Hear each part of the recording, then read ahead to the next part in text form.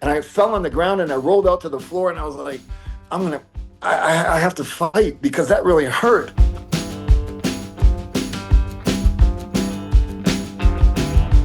To the dark side. And when Antonio Pena told you you're going to be the vampire, what was your thoughts? I mean, did you have an idea of what you wanted that character to be?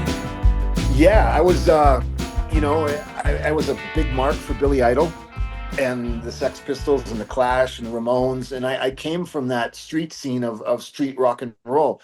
So it was kind of like, I had tight black jeans on and they were tucked into the cowboy boots and I had all the belts and buckles. And I'm like, there's really nothing to think about here. That's how I went in the ring. I didn't have wrestling gear. Wrestling gear. What the fuck is that? I had my pack sack with 2 T-shirts in it, and a pair of brass knuckles just in case something happened to me on the street, and my clothes. And that's how I presented myself. Kind of biker-ish. And I was like, don't really need a costume. This is kind of Yeah.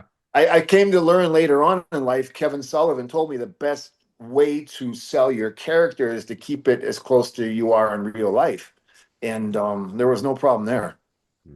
And were you had been trained by Abdullah, right? Was that the training that you got, or had you been officially trained?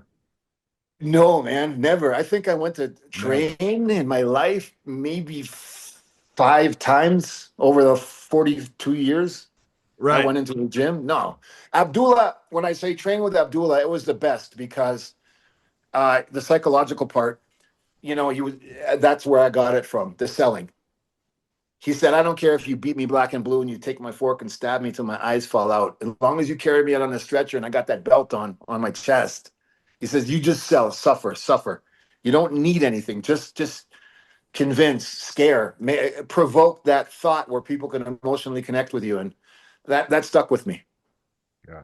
And when you start working there, was it immediately start catching on? Because you mentioned all of the things going on around you as far as the MTV and everything going on around you, but did it start catching on right away? It's just Yeah. It seems so crazy. A kid with no money shows up in Mexico and becomes this huge star. It's just Yeah, it's a movie. Yeah. It was weird because it was a Thursday and they said, Tuesday and Wednesday you have 2 matches and then Friday you have television. I'm like, what are you fucking talking about? Yeah.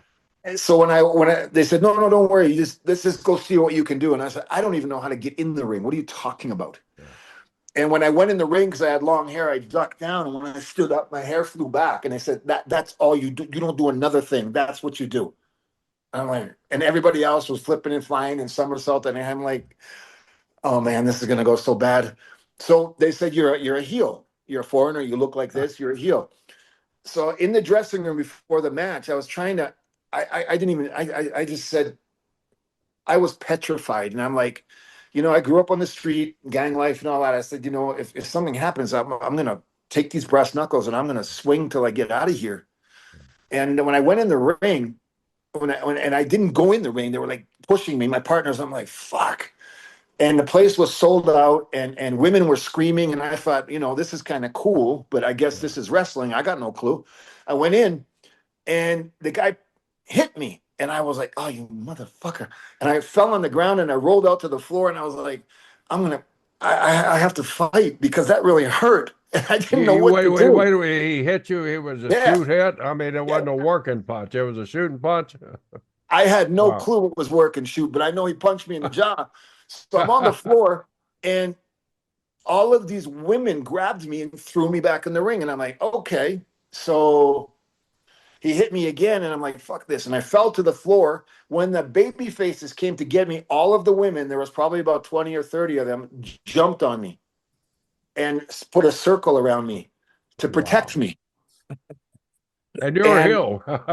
Nobody knew what to do. So it was like that all night. And then when I went to the office the next day, I was the guy was like, if you do that again, you go home. And I'm like, I don't even know what you're talking about. The next night it happened again. But because down there, the press was really quick. And then all of a sudden there was we got there and there was about 2,000 people outside. And I'm like, holy fuck, we're here early. And they're like, no, those are the people who can't get in. They heard about you. And I'm like, what are you talking about? So I went in and it happened again. And I went to the office the next day and they said, you know what, we gotta let you go. You're not understanding, you're not paying attention. I said, what do you want me to pay attention to? I don't speak the language. I don't know. I'm 19 years old. I don't know what the fuck's going on. They said, okay, you gotta do TV tonight. Learn a little bit, wear these clothes, Learn a little and bit. do the match, and then Monday we'll get your ticket home and thank you. I did the match. So when I went Monday to the office to get my plane ticket, I had 17 bookings in the next 10 days. Yeah. And they said, you're not going anywhere. And it just, from there, it was just like, they put in Kamala with me. They brought in Chavo Guerrero, rest in peace. And they were like, teach this fucking kid to be a heel. And it was like, it couldn't happen. The women started coming out in droves, and, it was like a teen idol type thing. And it was just like, no, leave them alone. And it just kind of went from that, and it hasn't stopped.